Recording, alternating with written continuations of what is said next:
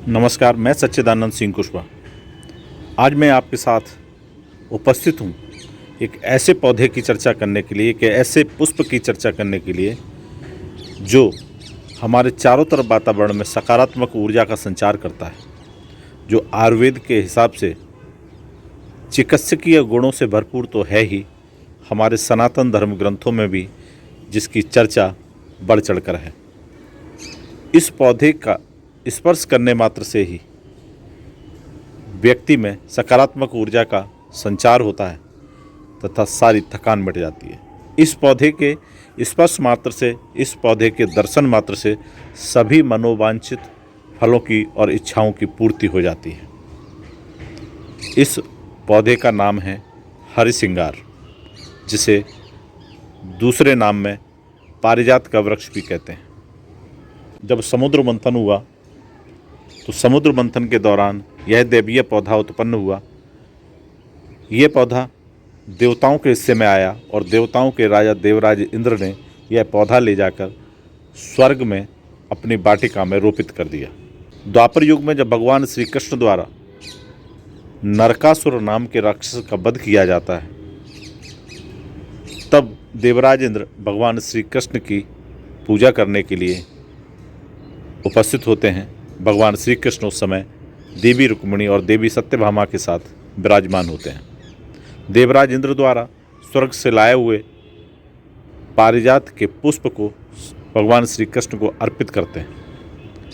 वह पुष्प भगवान द्वारा देवी रुक्मिणी को सौंप दिया जाता है। देवी सत्यभामा क्रोधित हुई और उन्होंने भगवान श्री कृष्ण से कहा कि यह वृक्ष उन्हें चाहिए। भगवान श्री कृष्ण द्वारा जब देवराज इंद्र से कहा गया तो देवराज इंद्र द्वारा इनकार कर दिया गया।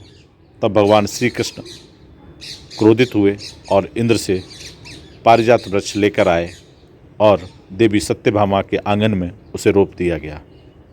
भगवान श्री कृष्ण द्वारा उसी समय ये वचन भी दिया गया कि यह पौधा देवी सत्यभामा के आंगन में रोपित हो गया है, लेकिन इसका पुष्प हमेशा देवी रुक्मिणी के आंगन में ही गिरेगा।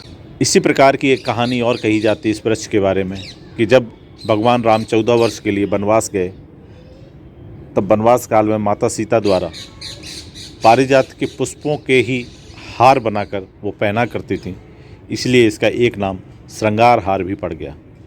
यह पुष्प माता लक्ष्मी, हरि विष्णु को बेहद प्रिय है। महादेव शंकर को भी अत्यंत प्रिय है। कहा जाता है ये पौधा जहाँ होता है वहाँ साक्षात माँ लक्ष्मी विराजित रहती हैं। हम सब के घरों में यह सकारात्मक ऊर्जा देने वाला देवीय पौधा अवश्य होना चाहिए। हमेशा जिन पौधों से फूल तोड़कर भगवान को चढ़ाए जाते हैं, ज़मीन पे गिरे हुए कोई भी पुष्प भगवान को अर्पित नहीं करने का विधान है, लेकिन पारिजात के वृक्ष के साथ यह अलग कहानी है कि इसके जो पुष्प ज़मीन पर गिर जाते हैं वही पुष्प भगवान को प्रिय हैं और वही भगवान को चढ़ाए भी जाते हैं। फिर मिलूँगा एक नए वीडियो में। तब तक आप सभी स्वस्थ रहें, हंसते रहें, मुस्कुराते रहें। जय श्री राधे राधे।